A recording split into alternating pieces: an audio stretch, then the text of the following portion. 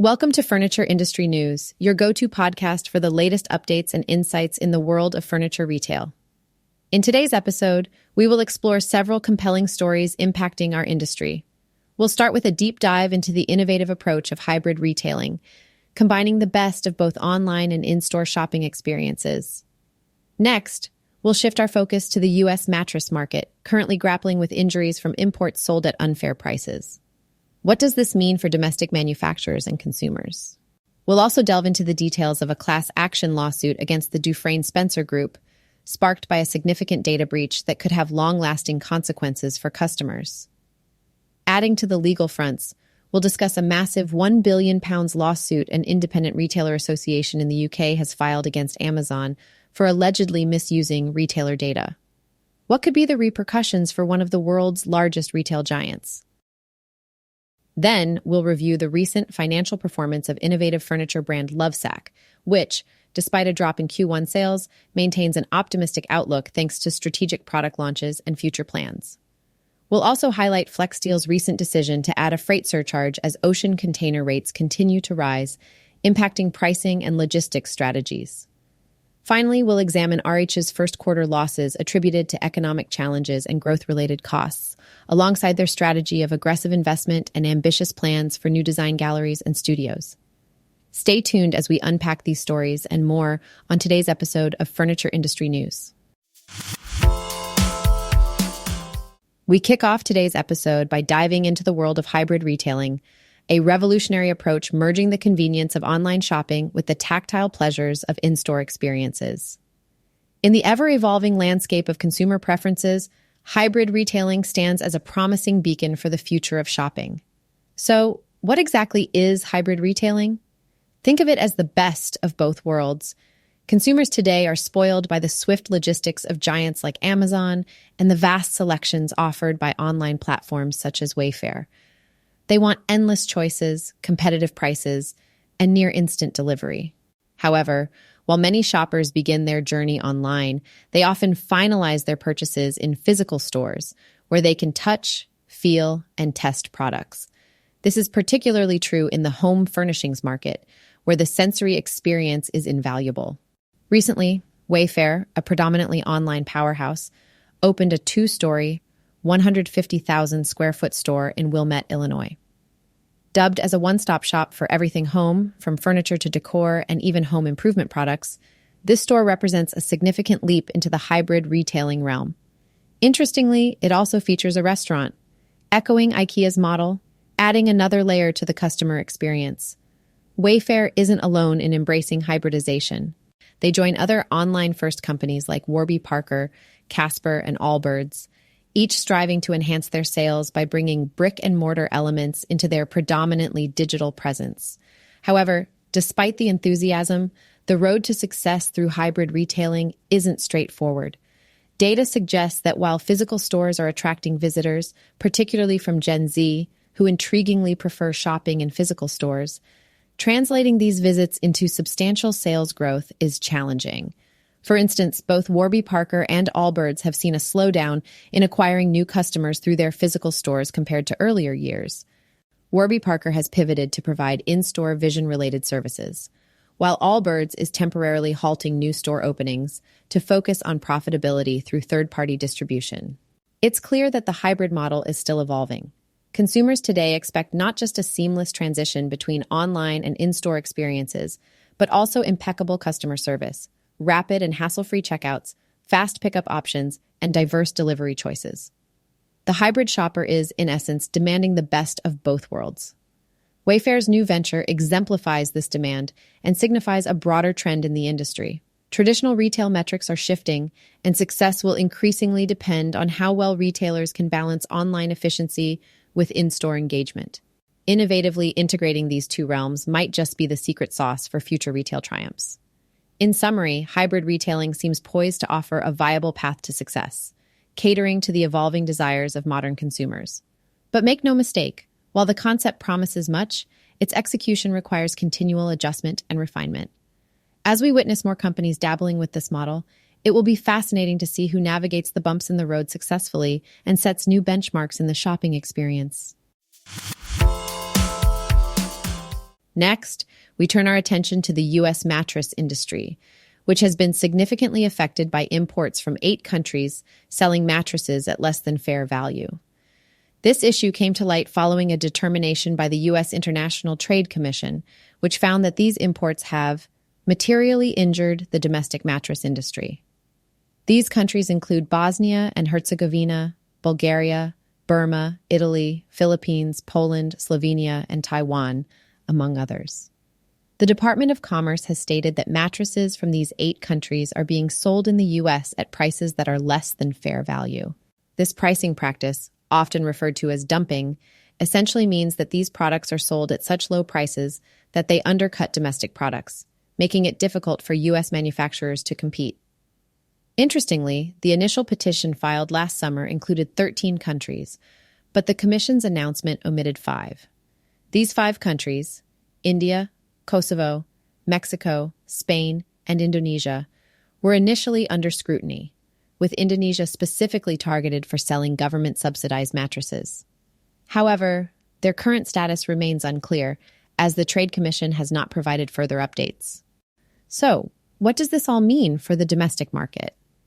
With the Department of Commerce now set to issue anti-dumping duty orders on mattress imports from the 8 mentioned countries, U.S. manufacturers could see some respite. These duties are designed to level the playing field by making imported mattresses more expensive, thereby giving domestic products a better chance to compete. The companies standing behind this petition are significant players in the mattress market: Brooklyn Bedding, Corsicana Mattress Company, Serta Simmons Bedding, and Tempur Sealy International, to name a few. Backed by major unions like the International Brotherhood of Teamsters and the United Steelworkers, the push against these unfair trade practices is indeed robust.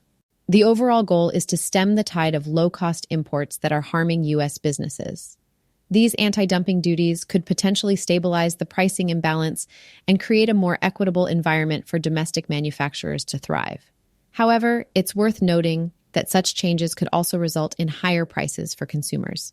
A detailed report on the matter, including the Commission's views and additional data from the investigation, will be available by July 9th. Yet, this is just the 3rd round of anti-dumping petitions in the mattress category, indicating that this issue has been recurring. Previously, similar measures have been taken to address unfair pricing, but the persistence of the problem suggests that continuous monitoring and enforcement will be necessary. In the long run, the success of these anti-dumping measures will depend on a variety of factors, including the enforcement of duties and the response from the countries implicated. The domestic industry will also need to adapt and innovate to maintain competitiveness in an increasingly globalized market. As we watch this story unfold, it will be crucial to keep an eye on the reactions from foreign manufacturers and any potential ripple effects this might have on international trade relations. The mattress industry, while perhaps not the first thing that comes to mind when we think of global trade, clearly illustrates how interconnected markets can impact local economies, and why measures to ensure fair play are essential. A class action lawsuit has recently been filed against the Dufresne Spencer Group, more commonly known as DSG, following a significant data breach. This legal action, filed on June 10th in the U.S. District Court for the Southern District of Texas, has plaintiff Rosalind Parker leading the charge. The breach in question is reported to have taken place between May 15th and June 5th, 2023, during which unauthorized access was gained to DSG's information systems. The information compromised includes sensitive personal details such as customer names, dates of birth, and driver's license numbers, along with particularly troubling financial data like banking account and routing numbers. Despite DSG becoming aware of the breach on January 15th, 2024, it wasn't until almost 5 months later, around May 7th, that the affected customers were informed, which many argue was too late to take effective mitigating actions. The lawsuit highlights several critical points. First, it stresses that DSG was well aware of the risks associated with personal data handling and yet failed to implement adequate security measures to protect this information. The plaintiffs argue that had DSG properly monitored its networks and implemented robust data security practices, the breach might have been prevented or at least detected much sooner. Additionally, the affected customers received what was described as generic steps in their notification letters, advising them to review financial statements and credit reports for any unauthorized activity. Aside from offering a 1-year membership of credit monitoring and identity theft protection through Equifax Credit Watch Gold, DSG did not provide any substantial assistance or solutions to safeguard the victims from potential future harm. The lawsuit seeks a jury trial and demands monetary and punitive damages, arguing that the defendants' negligent conduct led to severe consequences for the plaintiffs, including invasion of privacy, identity theft, fraudulent accounts, unauthorized credit inquiries, and damage to credit scores. These harms have reportedly required significant time and effort from the plaintiffs to continuously monitor and mitigate. Moreover, the class action emphasizes the potential for perpetual risk. The plaintiffs argue that the defendant must enhance its data security measures to prevent future breaches. This includes not only ensuring personal data is not accessible online and is password protected, but also that such sensitive information is encrypted. The ramifications of this lawsuit for DSG could be substantial. Data breaches of this magnitude often lead to a loss of consumer trust, potential fines, and increased scrutiny. For the affected customers, the breach represents a long-term concern with the potential for ongoing damage to their personal and financial well-being. An independent retailer association in the UK has filed a £1 billion lawsuit against Amazon, alleging that the retail giant has been misusing retailer data to its own advantage. This significant legal action, filed by the British Independent Retailers Association, BIRA, represents over 35,000 independent retailers and could have major implications for Amazon's operations as well as the broader retail market. So let's break down what this lawsuit is all about. According to BIRA, since October 2015, Amazon has been allegedly taking advantage of non-public data that belongs solely to retailers on the company's UK marketplace. The lawsuit asserts that Amazon has used this confidential information to decide whether to enter new product segments, determine which elements of a product to copy, decide on pricing strategies, and target specific consumer segments. Think about that for a moment.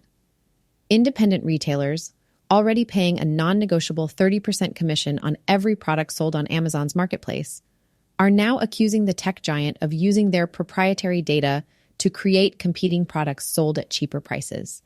Essentially, these claims suggest that Amazon is pushing many UK independent retailers out of the market by leveraging their own data against them. To put things into perspective, this isn't the first time Amazon has faced criticism for such practices. In fact, the UK Competition and Markets Authority, CMA, had already initiated an investigation into Amazon in 2022. The probe sought to determine whether Amazon was abusing its dominant market position.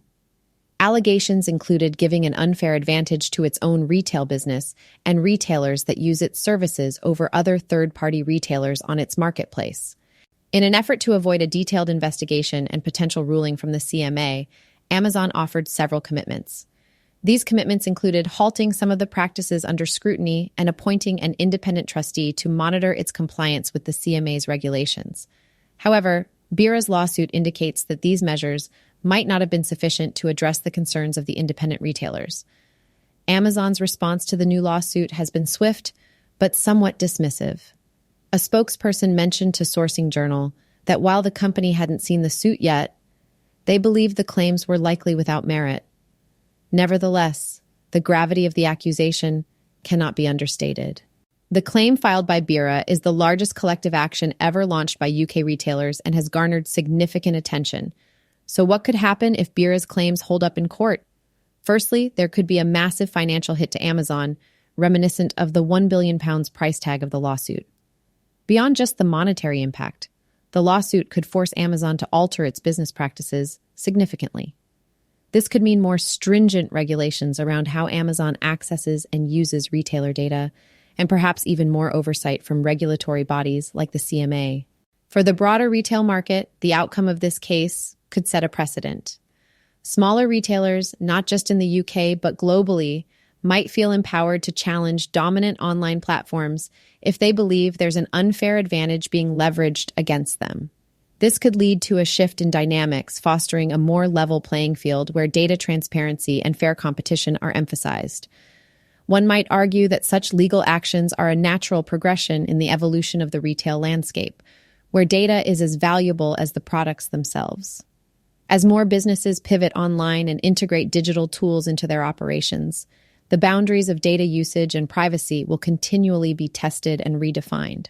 It will certainly be fascinating to see how this lawsuit unfolds and what sort of ripple effects it might have across the industry. Whether Amazon will be able to defend its practices or if it will have to make changes remains to be seen. But one thing is for sure, this case underscores the increasing importance of data ethics and fairness in the ever-competitive retail world. Now let's delve into the recent performance of furniture brand Lovesac, particularly focusing on their first quarter sales for fiscal 2025. Despite experiencing a drop in sales, the company remains optimistic about its future. In the first quarter, Lovesac reported a decrease of just over 6% in net sales, amounting to $132.6 million. A closer look at the figures reveals that internet sales were down by 9%, while sales from their showrooms fell by 2.3%. Despite this downturn, CEO Shawn Nelson expressed confidence during the company's earnings call. Nelson pointed out that their performance was in line with or even slightly above their expectations. He also emphasized that Lovesac continues to outperform the broader industry. One of the key reasons behind the decline in sales appears to be the more cautious spending behavior of Lovesac's customers. Though the company hasn't felt the pinch associated with lower-income consumers, their typical clientele is now making more considered choices about size configurations and accessory purchases. This cautious approach has impacted overall sales. On a positive note, Lovesac's recent product launches have shown promising signs. Their latest addition, the PillowSac Accent Chair, received an enthusiastic response from customers. This new product could serve as a platform for further extensions, hinting at an exciting direction for future product development. Additionally, President and COO Mary Fox mentioned during the earnings call that the company is testing a resale and trade-in program internally. While further details on the rollout were not provided, this initiative could potentially open new revenue streams and increase customer engagement. In terms of showroom activity, the company saw a slight decrease. Net sales in showrooms dropped to $81.6 million compared to $83.6 million in the same period last year. The other sales category, which includes pop-ups and shop-in-shops, also saw a decline, primarily due to lower performance from pop-up shops on Costco. Overall, internet sales fell from $40.2 million the previous year to $36.6 million. However, Lovesac continues to expand its physical presence. The company opened 24 new showrooms and closed 3, bringing the total number of showrooms to 246, up from 211 in the previous year. 5 kiosks were also closed during the quarter, but plans for the future include opening 40 showrooms this year. On the financial front, Lovesac has seen some improvements. Gross profit for the quarter increased by 2.1% to $72.6 million, and gross margin rose to 54.3% from 50% last year. Despite the overall loss of $13 million for the quarter and a loss per common share of 83 cents, the adjusted EBITDA loss reduced to $10.3 million from last year's $2.1 million. Looking ahead, the company maintains a positive outlook for fiscal 2025. They anticipate net sales between $700 million and $770 million, with adjusted EBITDA ranging from $46 million to $60 million. Net income is projected to be between $18 million and $27 million.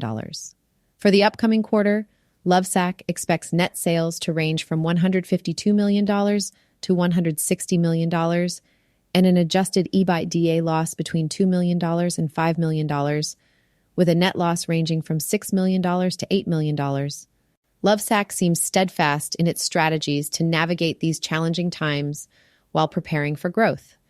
Their resilience and strategic investments indicate that they are geared toward long-term success, despite the current economic challenges.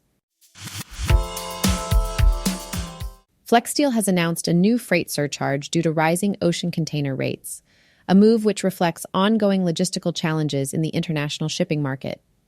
This surcharge, set to be implemented on June 19th, comes in response to significant increases in freight costs, an issue that has been plaguing importers across various industries for some time now. David Crimmins, vice president of sales at Flexsteel, elaborated on the difficulties the company is facing.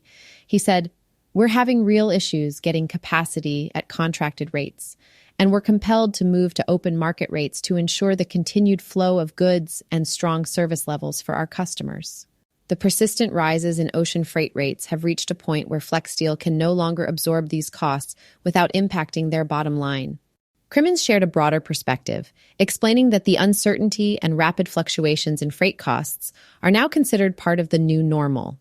The company's proactive adjustments reflect a strategic rather than a reactionary stance, aiming to maintain service quality and product availability despite these challenges.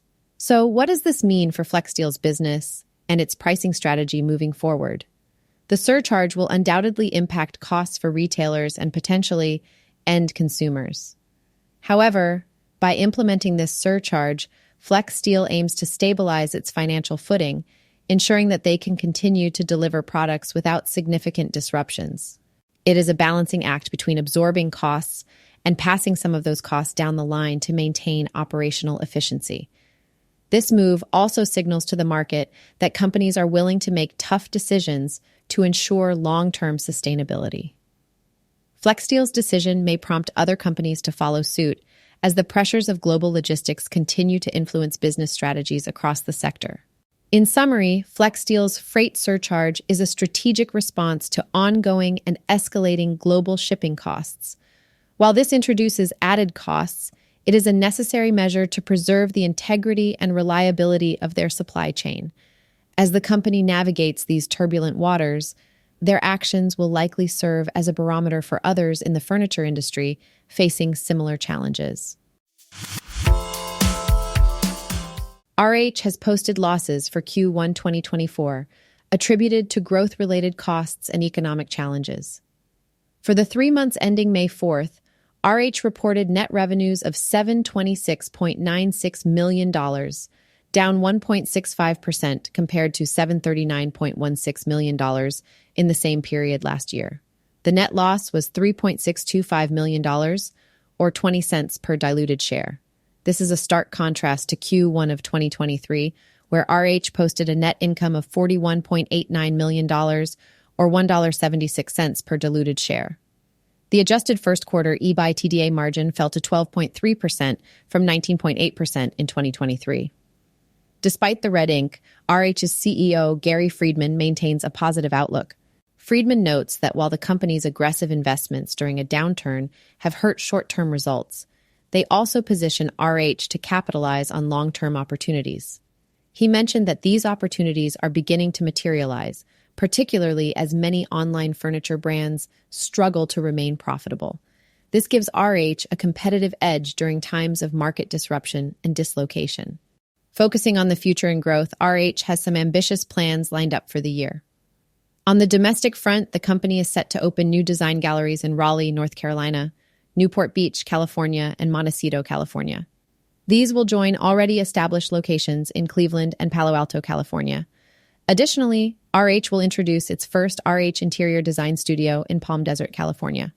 This move is part of RH's strategy to penetrate new markets by setting up design studios in affluent neighborhoods, towns, and small cities. These carefully chosen locations are where the wealthy and affluent live, visit, and vacation.